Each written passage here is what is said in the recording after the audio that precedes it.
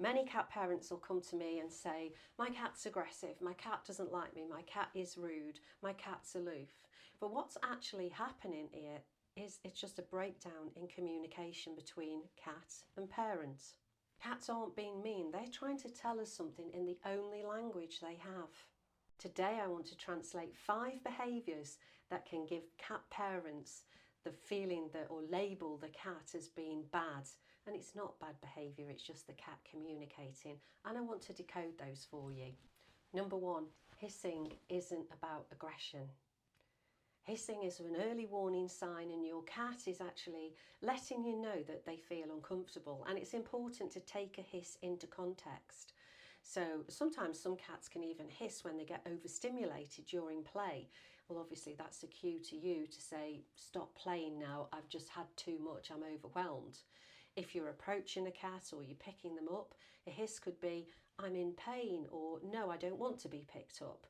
So you have to take the hiss into context, but it's never aggression. A hiss could be, I'm frightened, and it's an early warning sign, again in the only language that the cat has got. It's a distance increasing signal, the cat saying, I want space, back off. And it's a polite way of the cat having contact avoidance. Cats don't want to escalate to the next level, so if your cat's hissing at you or another cat, they're asking you to back off, or the other cat, it's a warning sign to back off. When we punish hissing or we tell the cat off for hissing, we don't get a calmer cat. We remove their early warning system, and that's when people end up saying, well, the cat just bit me out of nowhere.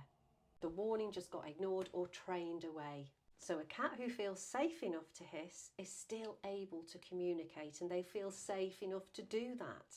And respecting the hiss, that builds trust. The second thing, if the cat's ignoring you, then they're not being rude or aloof, they're actually processing. Have you ever noticed if you call your cat and they just look or hard stare at you? Well, cats are making decisions in the now all the time. So your cat will be making a decision on, is there a benefit to them coming to you? Is it safe for them to come to you? And they'll also be thinking about the tone in which you say it. And is the environment okay to come as well? But if you look out for the micro responses, you may see a tail flick, the ears all go backwards, and even a slow blink. And then they could walk off after all of that, but it doesn't matter because they have responded to you. They've just decided no, they didn't want to, and they just needed to take a minute to decide that. And when a cat walks away, it doesn't mean to say that the cat doesn't care. Very often it can mean that the cat feels very safe and secure enough to walk away. And that's not rejection, that's emotional safety. Number 3, if the cat swats at you, just say, ow. I'm joking. If the cat swats at you, it's your fault, it's a lesson. If a cat swats, very often people will think it's malicious, it's aggression, but it's actually an escalation of the signals that the cat has tried to give you before that you haven't responded to. So first of all, you would get those micro body signals, and then you'd get the hiss. And if you're still ignored, then the swat would come. But with most cats, swats are inhibited, so it means that the claws don't come out with them. It's still communication. So swatting will normally follow those ignore signs, so the ears flicking, the tail flicking, a tense body, eyes narrowing. And then if they have hissed and you've ignored it, that's when the swat will follow. The swat says, I've already asked you nicely and you've ignored me. Overstimulation during petting your cat can be a big trigger for some cats. The cat isn't flipping moods, it's just that you haven't realised those micro cues that has told you your cat's overstimulated and it's had enough. That's when the swat or the bite can come in, because you haven't noticed those earlier signs. So the cat's just enforcing a boundary when the earlier signs just didn't work or you didn't hear them. Learn those early signs and then generally the swats will start to diminish. Number 4, if your cat's hiding, it doesn't mean to say that they're broken. Hiding is safety for a cat. It's definitely not a personality flaw. Cats hide to regulate stress and also when they're in pain as well. So that's something to look out for and mark it as a red flag. If you've got normally a confident cat and they're suddenly hiding, and then this is something that definitely needs to be addressed. Take your cat along to the vet for a thorough checkup. Could be a new home, visitors, even a new piece of furniture, this can all overwhelm the cat and they need to retreat and process everything in a place that they feel safe.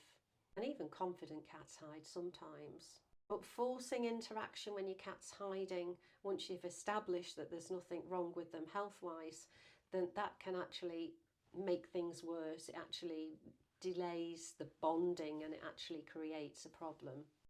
A cat that's allowed to hide learns that the world isn't dangerous for them. And that's how confidence is actually built.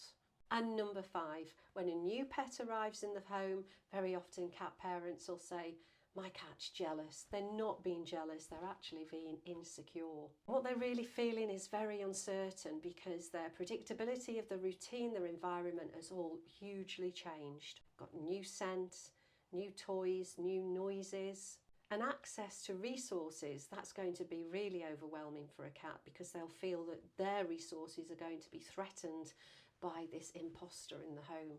So slow introductions here, protected spaces and ample resources are key to keeping a new pet safe and happy and introduced into the home successfully. These predictable routines tell your cat you're still safe, you're still important, and you still have plenty of resources. So this behaviour isn't about rivalry, it's about safety. So remember, cats aren't being mean, they're just speaking. Every hiss, swat, pause are communication. And when we stop labelling behaviour as bad and learn to read and understand all of these cues, then we actually help build a better environment for a cat because we actually understand what they're trying to communicate.